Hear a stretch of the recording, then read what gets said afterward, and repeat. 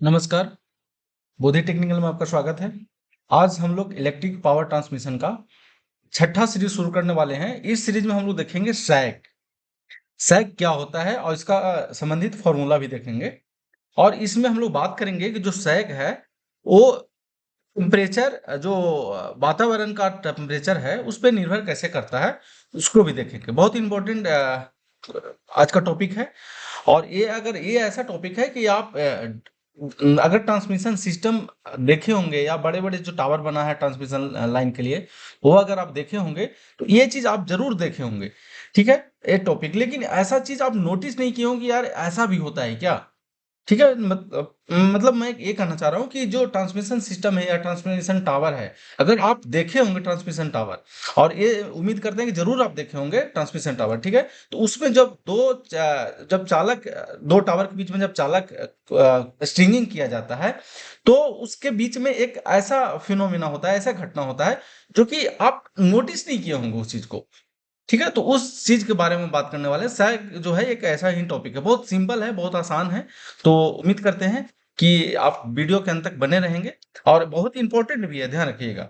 बहुत इम्पोर्टेंट भी है। अगर कहीं भी आप इंटरव्यू में या कहीं भी बैठते हैं, तो मान के चलिए सवाल पूछा जाता है इससे, इससे भी पूछा जा सकता है आपको। ठीक है? तो चलिए शुरू करते हैं। आज जो हमारा टॉपिक है वो है सैग। सैग का मतलब होता है ढील, ध्यान रखिएगा।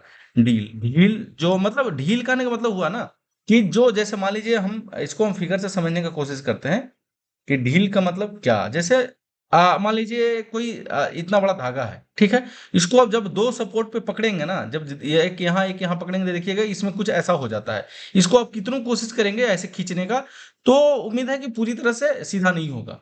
तो ये जो शेप बनता है ना, इसी को बोला जाता है ढील। मतलब ये ढीला हो गया। नहीं बोलते हैं कि यार ये चीज़ ढीला हो गया। जब हम तार खींच रहे थे, यार ढीला है थोड़ा टाइट करो। ढीला है थोड़ा टाइट करो, तो उसी शब्द से बना है ढील बना है। ढील शब्द से ही ढीला बना है, ठीक है? तो हम इसी चीज़ की बात करने वाले हैं, किसका? सैग। सैग हिंदी में बोला जाता है ढील, ठीक है? और इसका हम फ़ॉर्मूला बात करेंगे, और ये ताप पे निर्भर करता है या नहीं करता है, या करता है तो कैसे करता है, उसको भी हम देखने वाले हैं। तो चलिए आज शुरू करते हैं आज का सीरीज। सीरीज में अगर हम मेरे चैनल पे नए हैं तो चैनल को सब्सक्राइब कर दीजिएगा, लाइक कर दीजिएगा, और दोस्तों को शेयर भी कर सकते हैं। आपका एक लाइक, एक सब्सक्राइब जो है हमारे हौसला, जो हम काम करने की क्षमता है, वो काफ़ी बढ़ाता है। तो उम्मीद करते हैं कि आप लाइक और सब्सक्राइब करना नहीं भूलेंगे। चलिए शुरू करते हैं। ठीक है? देखिए, हम जो बात कर रहे थे, हम इसी चीज़ की बात कर रहे थे कि अगर आप ट्रांसमिशन टावर देखे हैं, तो इस प्रकार का आप देखे होंगे। देखिए, ये क्या है? ट्रांसमिशन टावर है। ट्रांसमिशन टावर का ये इसको बोला जाता है, हाइट बोला जाता है। ठीक है? आप देखे होंगे तो इसमें आप देखे होंगे कि देखिए कंडक्टर स्ट्रिंगिंग किया हुआ है। ये जो चालक है, एक सपोर्ट पे स्ट्रिंगिंग किया हुआ है, दूसरा ऐसे रहता है। ठीक है? अगर 3 फेज सर्किट है तो इस प्रकार का रहेगा। लेकिन इसमें सिर्फ हम बात करेंगे, सिर्फ सिंगल कंडक्टर की बात करेंगे। सिंगल कंडक्टर से समझना थोड़ा आसान हो जाएगा, इसलिए हम सिंगल कंडक्टर की बात करेंगे। तो सिंगल कंडक्टर का स्ट्रिंगिंग जो किया जाता है, कुछ इस प्रकार से किया जाता है। ये क्या है? ये है इंसुलेटर। और इंसुलेटर का नीचे पॉइंट जो होता है, और इस इंसुलेटर के नीचे पॉइंट से कंडक्टर को खींचा जाता है, स्ट्रिंगिंग किया जाता है। बेसिकली जो टेक्निकल टर्म है ना, स्ट्रिंगिंग है। ऐसे हम खींचना भी समझ सकते हैं कि खींचा जाता है, या इसको हम फिटिंग किया जाता है, ऐसे करके कह सकते हैं। ठीक है? जब फिटिंग किया जाता है तो क्या होता है ना कि ये सपोर्ट और ये सपोर्ट, इसको थोड़ा सा कलर चेंज करना चाहेंगे।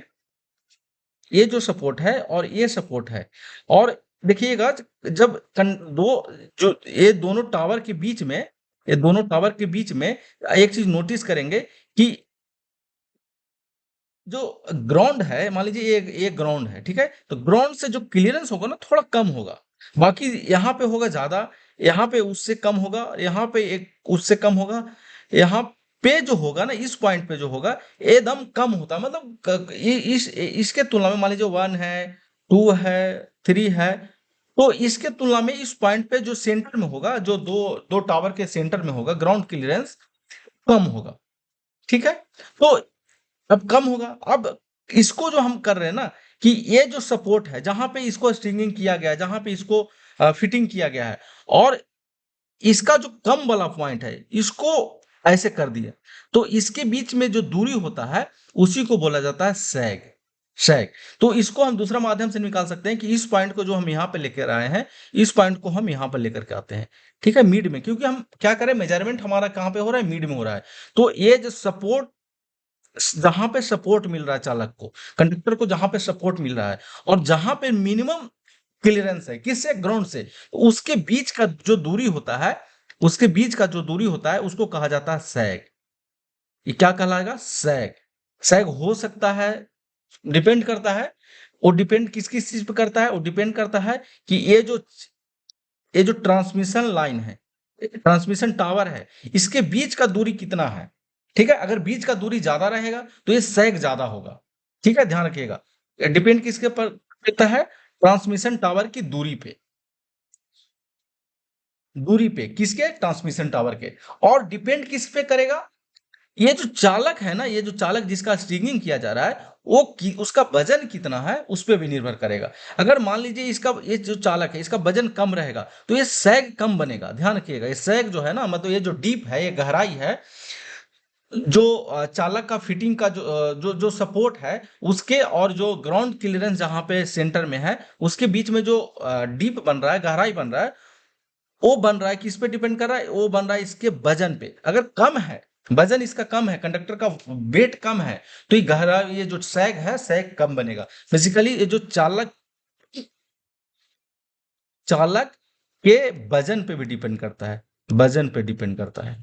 ठीक है, और डिपेंड किस पे करेगा, एक और डिपेंड करता है कि इस चालक को एक टेंशन इधर की ओर कितना दिया गया है। जितने ज्यादा से खींचा जाएगा उतने सैग कम होगा, और जितना कम खींचा जाएगा उतना ही सैग ज्यादा होगा। ध्यान रखिएगा, जैसे मान लीजिए ये सपोर्ट है, इसको ऐसे समझ सकते हैं, दो सपोर्ट है, एक सपोर्ट यहाँ है, एक सपोर्ट यहाँ है, और एक धागा को ऐसे खींचा, सॉरी, इसको ऐसे समझिएगा, इस धागा को ऐसे खींचा गया है। ठीक है, तो जितना इधर की ओर खींचा जाएगा, जितना इधर की ओर इसको फोर्स लगाया जाएगा, ये सैग जो होगा, ये सैग जो होगा उतना ही कम कम होगा। ठीक है, और जितना फोर्स कम लगाया जाएगा, ये जो फोर्स हम लगा रहे हैं, ये जो फोर्स लगा रहे हैं, ये फोर्स जितना कम लगाया जाएगा वो सैग जो होगा उतना ही ज्यादा होगा। ठीक है, सैग किस पे डिपेंड कर रहा है, ये जो दूरी है, ये जो दूरी है, ये दोनों दोनों जो खिंचाव है, देखिए अगर खिंचाव कर रहे हैं, दूरी बढ़ाते जाइए, दूरी बढ़ाते जाइए, पहले 5 मीटर लीजिए, पहले फिर 10 मीटर लीजिए, फिर 20 मीटर लीजिए, फिर 30 मीटर लीजिए, तो देखिएगा ये जो सैग है ना, सैग बढ़ते जाएगा। दूसरी बात कि ये जो चालक है, ये जो मान लीजिए धागा की हम अगर बात कर रहे हैं, तो धागा को क्या करिए कि पहले कम वजन का लीजिए, फिर ज्यादा का लीजिए, फिर उससे ज्यादा लीजिए, फिर उससे ज्यादा भारी लीजिए, फिर उससे भारी लीजिए, तो देखिएगा ये जो सैग है ना, सैग हमेशा क्या होगा, बढ़ते जाएगा। और एक चीज से और बढ़ता है कि ये जो फोर्स आप लगा रहे हैं ना, मतलब कितना लगा रहे हैं, फोर्स पे भी डिपेंड करता है। तो किसके किस पे डिपेंड कर रहा है, देखिए किस पे डिपेंड कर रहा है, दूरी पे डिपेंड करता है, किसका, सपोर्ट के जो दूरी है, ये जो सपोर्ट का जो दूरी है ना, इस पे डिपेंड कर रहा है, चालक के वजन पे डिपेंड कर रहा है, और जो डिपेंड कर रहा है कि ये जो फोर्स लग रहा है, जो इसको हम लोग बोलते हैं टेंशन, टेंशन पे डिपेंड कर रहा है। ठीक है, टेंशन तनाव पे डिपेंड कर रहा है, तनाव पे डिपेंड कर रहा है। तो किस चीज पे डिपेंड कर रहा है, दूरी पे, जो सपोर्ट की दूरी है, चालक के वजन पे, और तनाव पे, जो टेंशन की हम बात कर रहे हैं, टेंशन पे डिपेंड कर रहा है। तो चलिए अब इसको हम भाषा में, सैग उम्मीद है कि आपको समझ में आ गया होगा। सैग क्या है, जहां पे हम इसको टेंशन दे रहे हैं, जहां पे इसका सपोर्ट कर रहे हैं, और जो ग्राउंड क्लियरेंस जहां पे हमारा कम है, वो दोनों के बीच का जो डीप होता है, जो गहराई होता है, उसको बोला जाता है सैग। ठीक है, ये आप मैक्सिमम जब आप देखते होंगे, जब टावर खींचा हुआ देखते होंगे, तो देखिएगा इस प्रकार का सभी में रहता है, इस प्रकार का। तो किसी में सैग ज्यादा है, किसी में कम है, किसी में बहुत ज्यादा है, तो ये डिपेंड कर रहा है क्या उसमें चालक का वजन क्या है, उसमें टेंशन क्या है, और दोनों बीच का सपोर्ट क्या है।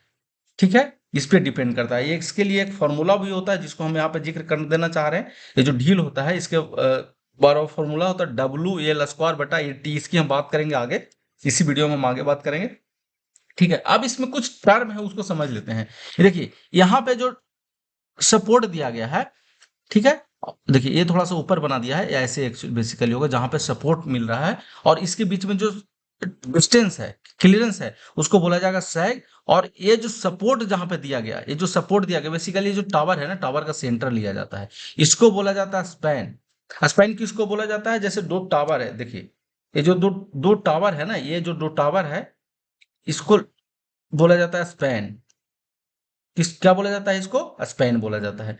ठीक है, और ये तो कंडक्टर है, इसको आप समझ रहे हैं, कंडक्टर। और ये जो जहां पे सैग मेजरमेंट कर रहे हैं, जहां पे हम लोग सैग मेजरमेंट कर रहे हैं, वहां से वहां पे मतलब दो सपोर्ट के मिड में, मिड में जहां पे हम लोग सैग मेजरमेंट कर रहे हैं, जहां पे हमारा जो क्लियरेंस है वो ज्यादा है, वहां पे बोला जाएगा उसको ग्राउंड क्लियरेंस। उसको क्या बोलेगा, किसके किसके बीच में, तो ग्राउंड और कंडक्टर के बीच में जो क्लियरेंस होगा ना, वो ग्राउंड क्लियरेंस। जैसे आप देखे होंगे कि 11 केबी का जो तार होता है, देखिएगा ये पॉल है, ठीक है, ये पॉल है, और इस पे इंसुलेटर लगा हुआ रहता है, ठीक है, ये भी मान लीजिए पोल है, और इसको इंसुलेटर लगा। जब इसको तार को ऐसे खींचा जाता है तो देखिएगा तार ऐसे नहीं होकर के ऐसे हो जाता है, तो इसके बीच में जो ग्राउंड क्लियरेंस होता है ना, ये जो ग्राउंड है और ये जो तार के बीच में जो क्लियरेंस है उसको बोला जाता है ग्राउंड क्लियरेंस। ग्राउंड क्लियरेंस का कुछ रूल है, उसके अनुसार मेंटेन करना करना होता है कि 11 केवी का तार है उसके लिए कितना ग्राउंड क्लियरेंस होना चाहिए, अगर 132 है तो उसके लिए कितना होना चाहिए, 220 है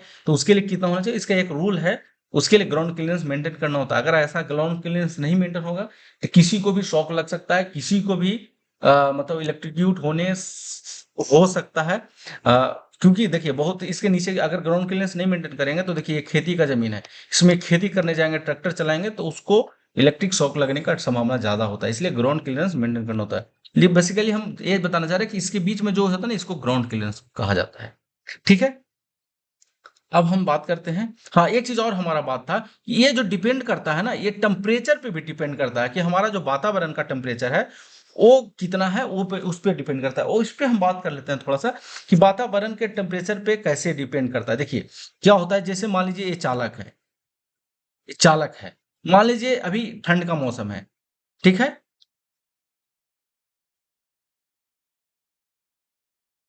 ठंड का मौसम है, मान लीजिए कोहरा है, तो कोहरा में टेम्परेचर कितना होता है, 0 से 4 डिग्री होता है, ठीक है।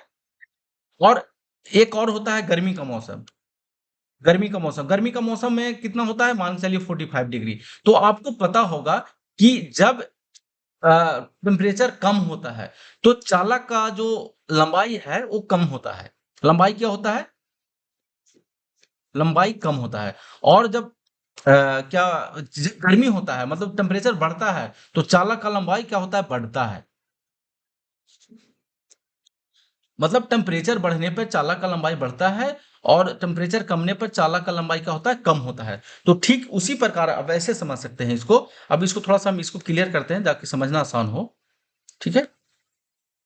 अब उसी प्रकार ठीक इसको समझ सकते हैं, मान लीजिए कि पहला कंडीशन में, फर्स्ट कंडीशन में ठंड का मौसम है, तो ये जो सपोर्ट है तो ये इसका लंबाई तो बढ़ जाएगा ना, ये देखिए चालक है, सॉरी कम हो जाएगा क्योंकि ठंड का मौसम है। ठंड का मौसम में क्या होता है, चालक का लंबाई कम होता है, तो ये खींचेगा, ये जब क्या होगा, ये खींचेगा, चलना की लंबाई क्या होगा, खींचेगा, तो हमारा सैग भी जो होता है ना कम हो जाता है।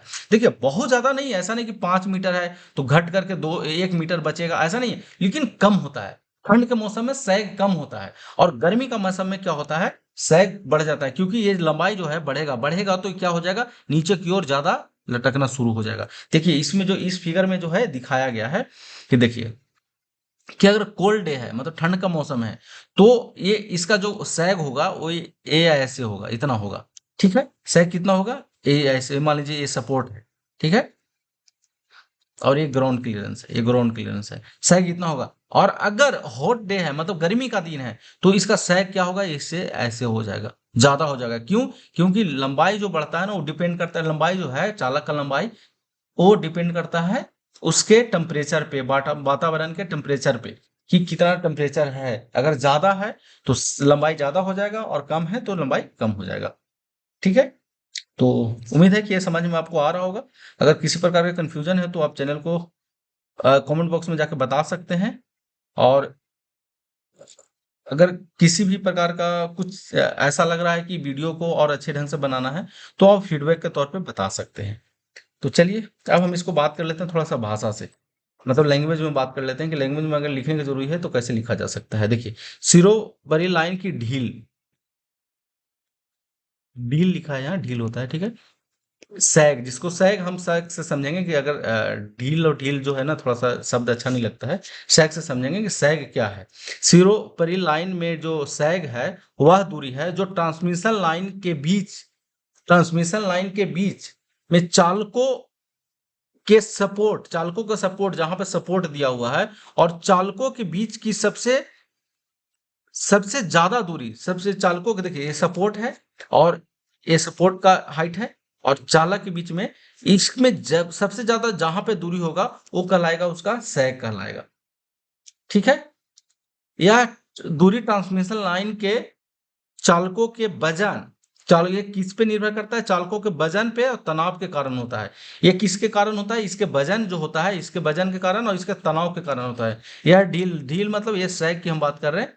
ठीक है। कि दूरी लाइन की लंबाई, लाइन की लंबाई मतलब ये जो स्पैन है, स्पैन पे, वजन पे इसका जो वेट है W, इसको हम बोल सकते हैं, और स्पैन को हम L बोल सकते हैं। ठीक है। और इसका तनाव पे मतलब इसका जो तनाव मतलब टेंशन की बात करें, टेंशन मतलब होता है टी से डिनोट किया जाता है। टेंशन पे डिपेंड करता है, निर्भर करता है। ठीक है। पहला में हम बात करते हैं लाइन की वजन, मतलब लाइन का जो वेट है उस पर कैसे निर्भर करता है। लाइन का वजन सैग का मुख्य कारण है। लाइन का वजन जितना अधिक होगा, डील सैग की दूरी भी उतनी ही अधिक होगी। मतलब ये जो लंबाई है, सॉरी ये वजन है, ये जितना ज्यादा होगा, वजन का अगर बढ़ाते हैं तो जो सैग होगा वो भी क्या होगा? बढ़ेगा। ठीक है। अब तनाव की बात कर लेते हैं। जो फोर्स है, फोर्स फोर्स जो एफ की बात करें, जो हम टेंशन की बात कर रहे हैं, टेंशन की बात कर रहे हैं, तनाव की बात करते हैं। लाइन पर लगने वाला तनाव भी सैग का महत्वपूर्ण कारण है। तनाव जितना अधिक होगा, सैग की दूरी भी उतना ही कम होगी। सैग की दूरी का ना मतलब ये जो दूरी डिस्टेंस है ना, एक्चुअली सैग जो मेजरमेंट किया जाता है ना, वो मीटर में किया जाता है। ठीक है, ध्यान रखिएगा। क्योंकि ये बेसिकली दूरी मेजरमेंट हो रहा है किसके? जो सपोर्ट का जो हाइट है, जो कंडक्टर जहां पे सपोर्ट किया जा रहा है, और जो मिनिमम क्लियरेंस है, ग्राउंड क्लियरेंस है, उस पॉइंट पर किया जा रहा है, इसलिए इसका जो मेजरमेंट होगा मीटर में ही होगा। ठीक है। उतना ही कम होगी। मतलब जितना ज्यादा टेंशन होगा, जितना ज्यादा ताकत लगाकर आप तार को खींचेंगे, सपोर्ट को बांधेंगे, उतना ही सैग कम होगा। तापमान पे डिपेंड करता है। तापमान पे भी जो सैग है वो प्रभावित करता है। उच्च तापमान पर लाइन का जो विस्तार होता है, मतलब फैलता है लाइन, क्या होता है? क्योंकि धातु होता है, धातु मेटल, मेटल क्या होता है? टेम्परेचर बढ़ने पे उसका लंबाई बढ़ता है और टेम्परेचर घटने पर उसका लंबाई घटता है। तो जिससे ढील जो होता की दूरी भी बढ़ जाती है। ठीक है। विंड प्रेशर पे भी डिपेंड करता है, जो कि कम डिपेंड करता है, लेकिन ये एक फैक्टर है कि विंड के प्रेशर के कारण भी सैग, देखिए जब हवा तेज चलता है, आंधी चलता है, देखिए हमारे जो क्षेत्र होता है, यूपी बिहार का जो एरिया है उसमें कम होता है, कम, बहुत तेज नहीं चलता है। क्योंकि कई कई ऐसे जगह है जो समुद्री एरिया है, वहां पे काफी हवा चलता है, तो वहां ट्रांसमिशन लाइन में जो विंड प्रेशर है ना, जो हवा का दबाव है, वो भी सैग पे क्या करता है? बढ़ाने या कम करने का, मतलब उस पे विंड प्रेशर पे भी निर्भर करता है। ठीक है। तो उम्मीद है कि आपको सैग समझ में आया होगा। चलिए अब हम फॉर्मूला की बात कर लेते हैं थोड़ा सा। उसके बाद में एक फॉर्मूला होता है, एस बराबर जो होता है WL² बटा 8T होता है। ठीक है। W जो है वो क्या है? वेट है किसका? किसका? चालक का, चालक का वेट है। ये एल क्या है? एल है स्पैन, स्पैन किसका? दो सपोर्ट जो है, सपोर्ट का। तो सपोर्ट का जो है स्पैन, जो ये जो डिस्टेंस है वो, इसको एल बोला जा रहा है। ठीक है। और जो टी है, इस पे लगने वाला जो फोर्स है ना, फोर्स जो हम इस डायरेक्शन में लग रहा है, वो टेंशन है। ठीक है। फोर्स टेंशन है। ठीक है। जहां पे देखिए, where is S is sag, where is the weight per unit of length. ठीक है। L is the span of length and T is the horizontal tension. तो ये इसके लिए फॉर्मूला है। अगर कैलकुलेट करना होगा तो इस फॉर्मूला को आपको इस्तेमाल करके सैग को कैलकुलेट कर सकते हैं। तो चलिए आज हम वीडियो को यहीं पर समाप्त करते हैं, मिलते हैं नेक्स्ट सीरीज में। आज के लिए इतना ही, थैंक यू।